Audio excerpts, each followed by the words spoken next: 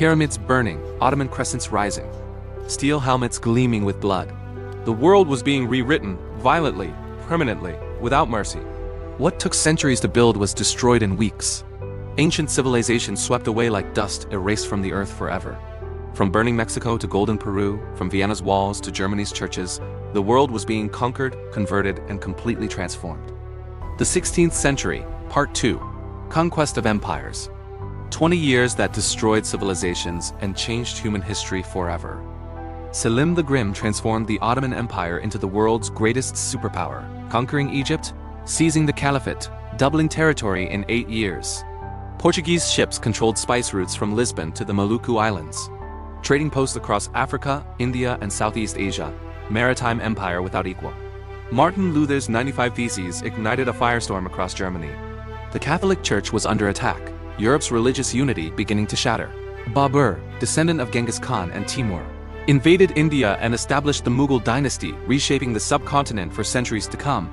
Magellan sailed into the unknown Pacific, attempting what no human had done, circumnavigating the globe and proving the earth was truly round.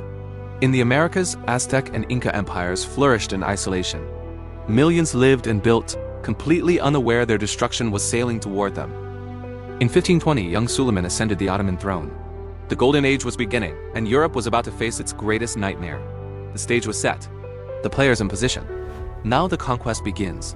20 years of destruction and transformation, unlike anything the world had witnessed. Suleiman the Magnificent, the lawgiver, shadow of God on earth, the greatest sultan in Ottoman history, whose name still echoes across centuries. At 26, Suleiman inherited an empire from Algeria to Iraq.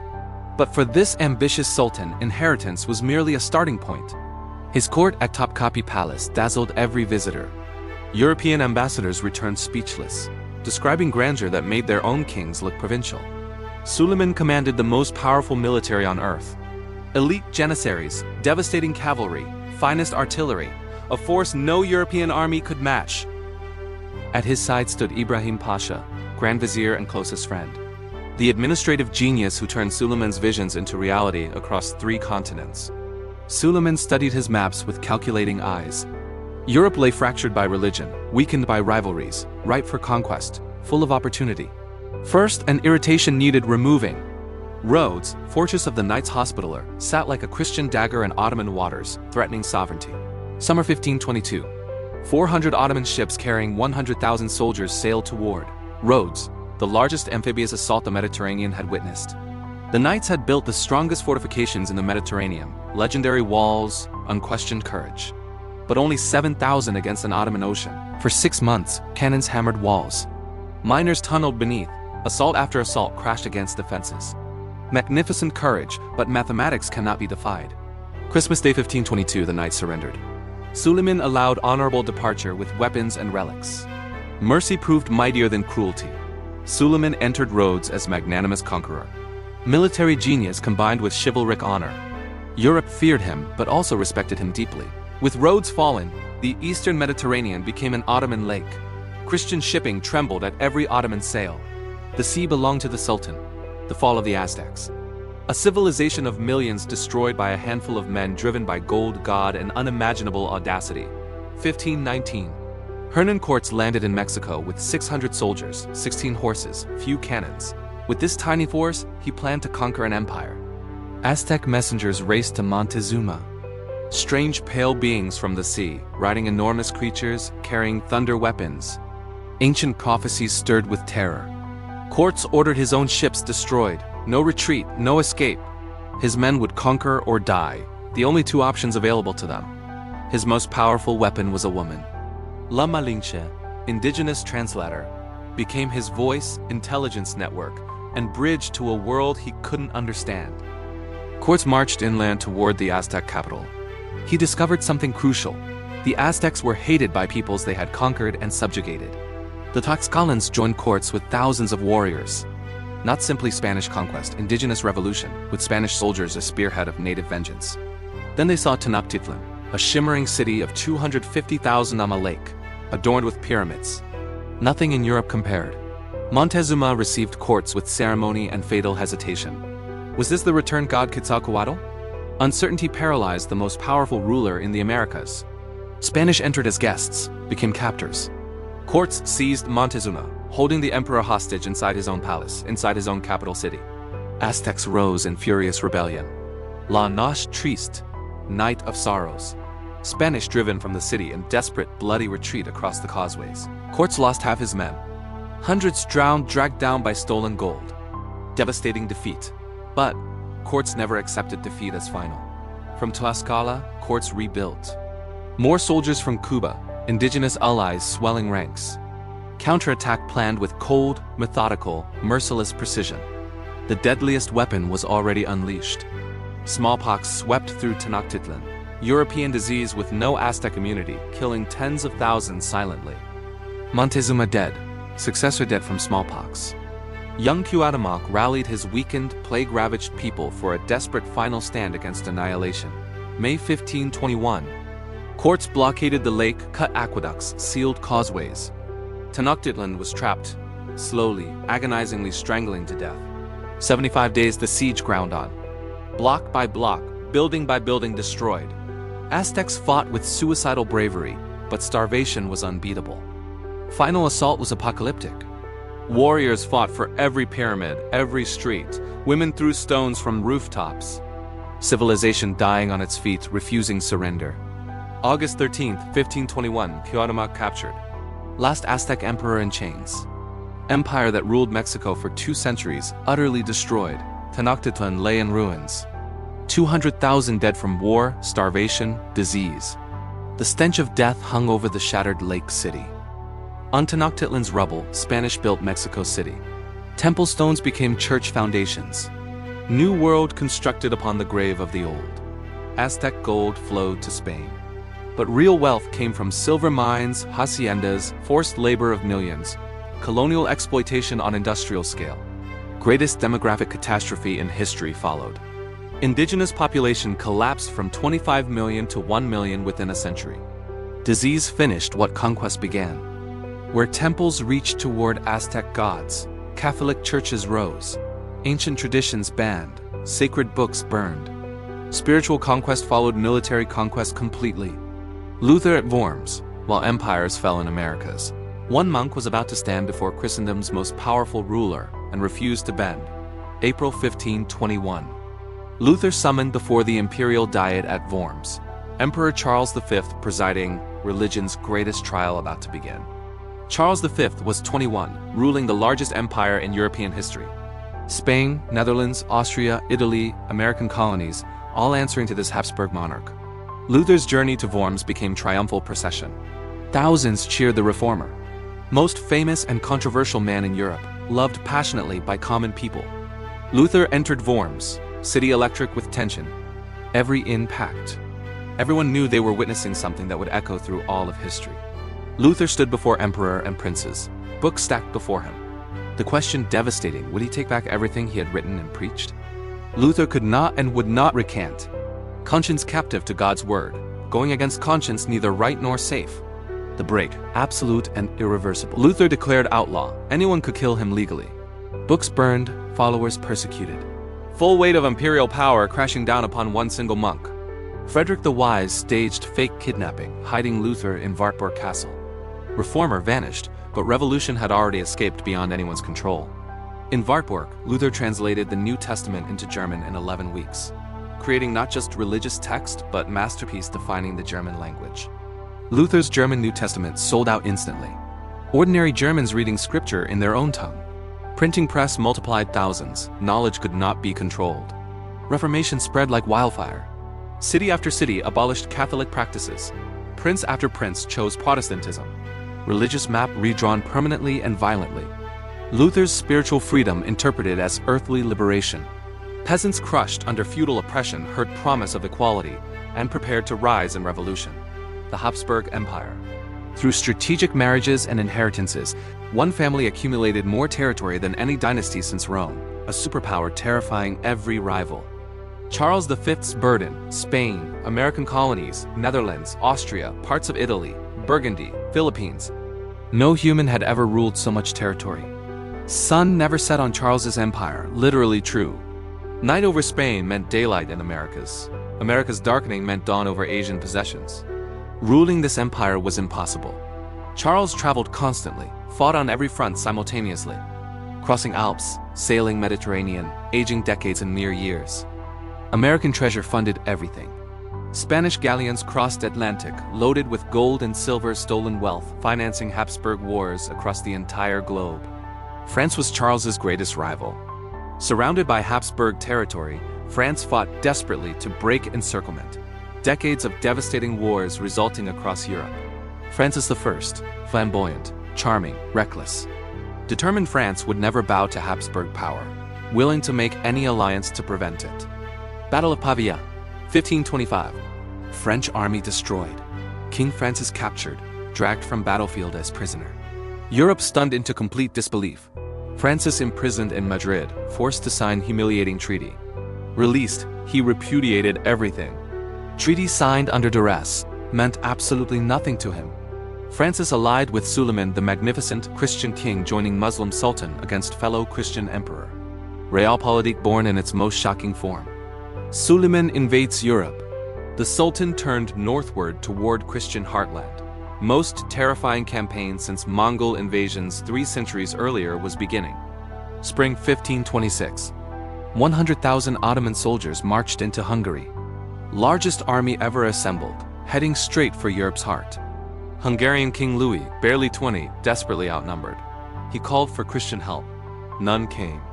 Europe's kings too busy fighting each other. August 29, 1526. Mohacs. 25,000 Hungarians faced Ottoman force 4 times their size. Battle lasted barely 2 hours. Hungarian cavalry charged into Ottoman cannon fire and Janissary volleys. Collision of military eras. Age of armored knight died on Mohacs plains. King Louis drowned fleeing, weighed by armor, army annihilated. Kingdom of Hungary, standing 5 centuries, destroyed in a single afternoon. Ottoman victory total. Hungarian army ceased to exist. Greatest military disaster in Hungarian history, a wound that echoes through centuries to today. Suleiman entered Buda without resistance. Royal palace stripped. Ottoman governors installed. Hungary became Ottoman province for the next century and a half. Ferdinand of Habsburg claimed Hungary through marriage inheritance. Could only hold Western fragments? Centuries of Ottoman-Habsburg conflict over Hungary's body beginning. Vienna suddenly a frontier city. Ottoman raiders reaching walls within days. Heart of Christian Europe exposed. Suleiman knew it with predatory clarity.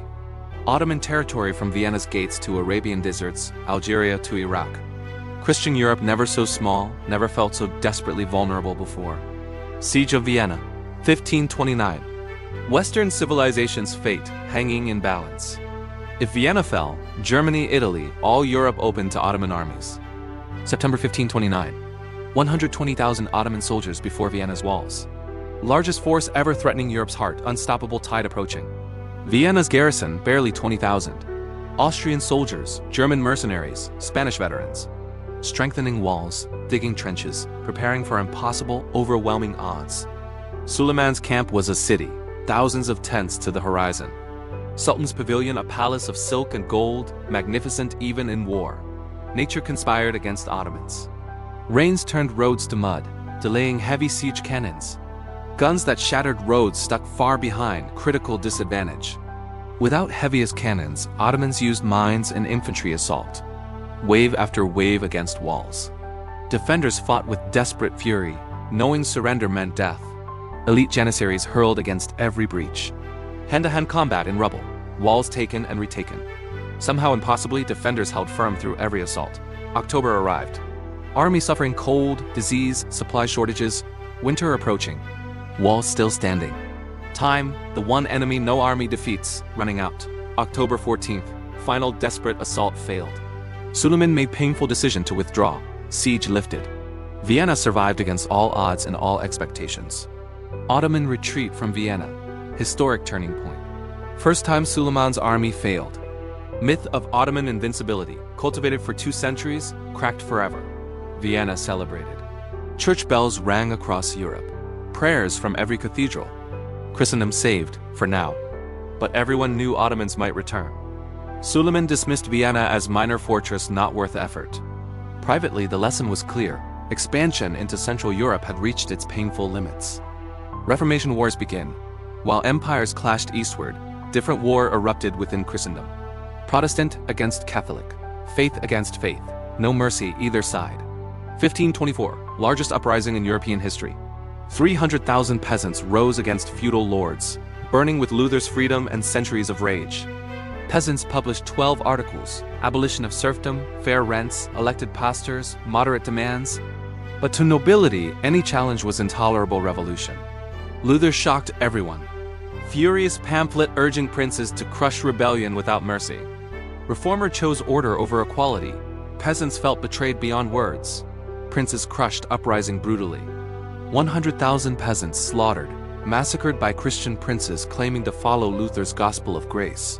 1531. Protestant princes formed Schmalkaldic League, military alliance against Emperor Charles. Protestantism became armed political force ready for war. Germany became patchwork of competing faiths, North Protestant, South Catholic. Cities chose sides, families divided. Fault lines of future wars drawn in blood. Zwingli launched Swiss Reformation in Zurich, more radical than Luther's. Protestantism, not one movement, but many, united only in rejecting Rome. Anabaptists represented Reformation's radical edge, rejecting infant baptism, demanding church-state separation. Catholics and Protestants persecuted them with equal ferocity. 1534. Anabaptists seized Munster, declared it New Jerusalem. Bizarre experiment in radical theocracy, polygamy, communal property, prophetic dictatorship, brutally crushed. Young French lawyer John Calvin developing systematic theology in Geneva. Calvinism, disciplined, intellectual, uncompromising, about to reshape the Protestant world entirely. Henry VIII breaks with Rome. England's Reformation began not with theology but royal lust. One king's desire for male heir would tear England from Rome. Henry was desperate. Catherine of Aragon gave only a daughter. Without male heir, Tudor dynasty dies. Henry convinced God was punishing his marriage. Henry asked Pope for annulment. Catherine was Emperor Charles's aunt. Pope dared not anger the most powerful ruler in Europe, request denied. Anne Boleyn captured Henry's obsession, refusing to become mere mistress. She demanded marriage. Henry willing to break with entire church to have her. Thomas Cromwell saw the solution. If Pope won't cooperate, reject papal authority entirely. King becomes supreme head of English church, answering to no one. 800 monasteries dissolved. Lands and wealth seized by crown. Largest property redistribution in English history since Norman conquest. Church power shattered. Thomas More refused act of supremacy. Former friend executed. Head placed on London Bridge spike. Warning to all placing conscience above king's command. Anne Boleyn executed 1536. Woman for whom Henry shattered Christendom. Killed on trumped charges. Gave him Elizabeth, not the needed son. English church became unique hybrid. Catholic ceremony, Protestant authority. Neither fully reformed nor traditional. Political creation satisfying no one, enduring centuries. Pizarro and the Incas. Conquest of Peru even more audacious. Illiterate adventurer would destroy the America's largest empire with fewer than 200 men. Pizarro, illegitimate, uneducated, hardened by decades of warfare. What he lacked in learning, he possessed in cunning and ruthlessness, knowing no bounds. 1531. Pizarro sailed with 180 men targeting the Inca Empire, 10 million people across 2,500 miles of Andes. Inca Empire was organizational masterpiece. Without riding or wheels, administering 10 million across Earth's most challenging terrain, connected by 25,000 miles of roads. Pizarro arrived at perfect weakness. Civil war between Atahualpa and Huáscar divided and exhausted the empire. Inca world tearing itself apart from within. Atahualpa won civil war, resting at Cajamarca with 80,000 warriors. Herd of strange bearded men approaching, felt absolutely no concern whatsoever. Pizarro marched into Andes, climbing 9,000 feet through freezing passes, men terrified. Walking into empire's heart with laughably, suicidally small force. Cajamarca reached. Inca armies spread across valley, 80,000 warriors, campfires like stars. 168 Spanish soldiers silently prepared to die. Pizarro devised trap of breathtaking audacity. Soldiers hidden in buildings around Central Plaza, cavalry and cannons concealed. Atahualpa invited to peaceful meeting. November 16, 1532. Atahualpa entered plaza on golden throne. thousands of unarmed attendants. Supremely confident, walking into a slaughterhouse. Pizarro's signal. Cannons roared. Cavalry charged from doorways. Unarmed Incas cut down in minutes, trapped in plaza with no weapons, no escape. 2 hours, 7,000 Incas dead, not one Spaniard killed. Atahualpa dragged from golden throne into chains. Entire empire decapitated in an afternoon. Atahualpa offered astonishing ransom, room filled with gold, twice with silver. Largest ransom in human history. Spanish accepted with barely concealed greed. Months of gold and silver pouring in, sacred temple walls stripped. Golden statues melted to bars, centuries of artistic treasures reduced to bullion. Ransom paid, every ounce. Pizarro executed at Atahualpa anyway. Garroted July 1533, betrayal complete. Spanish promises meant nothing, understood too late. Without emperor, Inca Empire fragmented. Cusco fell with little resistance. Temple of the Sun looted, golden walls stripped that had shone for generations. Manco Inca led mountain resistance from Vilcabamba, holding out decades, but empire was gone. Spanish conquest of Peru effectively complete and irreversible. Spanish discovered Potosi, the mountain of silver. Single richest mine in history, producing enough silver to reshape the entire global economy for 2 centuries. Indigenous forced into mines under Meta system. Horrific conditions underground. Over coming centuries, estimated 8 million people died in Potosi's silver mines. Circumnavigation complete. One small ship completing history's most important voyage, proving once and for all that the Earth was round and connected. Magellan's fleet entered Pacific November 1520. 98 days without land, endless terrifying water. Men ate rats, sawdust, leather slowly dying. Philippines reached March 1521. Surviving sailors wept with relief. Crossed the largest ocean, 12,700 miles, but greatest challenge awaited. April 27, 1521, Magellan killed in Philippines. Visionary captain would never complete his voyage. His dream finished by others who survived. Surviving crew pressed westward, fewer than 115 men, Indian Ocean crossed, Africa rounded. Voyage of unimaginable endurance, suffering, and determination. September 6, 1522, Victoria reached Spain. 5 ships departed, 1 returned. 270 men left, 18 survived. World had been circled. Proven beyond doubt. Earth is sphere, oceans connected, world can be sailed around. Centuries of ignorance demolished. New era of global understanding launched. Victoria carried 26 tons of cloves, paying for entire expedition with profit. 4 ships lost, 252 dead, still considered financial success. The Ottoman Golden Age. While Christian Europe tore itself apart, Ottoman Empire under Suleiman experienced its most magnificent period. Culture, law, and supreme power. Istanbul under Suleiman, greatest city on earth. Nearly 1 million people, every faith and language. London had 50,000. No European capital could match. Mimar Sinan, greatest architect in Islamic history. Former Janissary engineer designing 300 structures, mosques, bridges, baths of breathtaking mathematical perfection. Soleimani Mosque, Sinan's masterwork dominating Istanbul's skyline. Perfect dome floating above prayer hall. Engineering and spirituality united in magnificent stone. Ottoman miniature painting reached zenith. Court artists creating exquisite manuscripts. History, literature, court life in stunning detail. Civilization at absolute peak. Suleiman himself a gifted poet, pen name Muhibi, the lover. Ottoman poetry blending Persian sophistication with Turkish directness. Love, beauty, divine, celebrated elegantly. Islamic world knew him as Kanuni, the lawgiver.